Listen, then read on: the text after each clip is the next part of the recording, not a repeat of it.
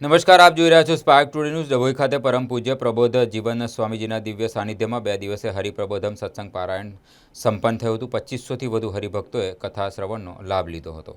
પવિત્ર શ્રાવણ માસના પાવન અવસર પર ડભોઈ 17 ગામ પટેલ સમાજવાડી ખાતે 2 દિવસીય હરિપ્રબોધમ સત્સંગ પારાયણનું ભવ્ય અને ભાવસભર આયોજન કરવામાં આવ્યું હતું। આ ધાર્મિક સત્સંગ પારાયણ આત્મીય વિદ્યાધામ બાકરોલના પ્રગટ ગુરુ હરિપરમ પૂજ્ય પ્રબોધ જીવન સ્વામીજીના દિવ્ય સાનિધ્યમાં અત્યંત ઉત્સાહપૂર્વક યોજાયું હતું। કથાના મુખ્ય વક્તા તરીકે પૂજ્ય સર્વમંગલ સ્વામીએ વ્યાસપીઠ પર બિરાજમાન થઈને હરિભક્તોના ભગવાન અને ગુરુના મહિમાની અદ્ભુત અને રસપ્રદ વાણીમાં કથા શ્રવણ કરાવી હતી।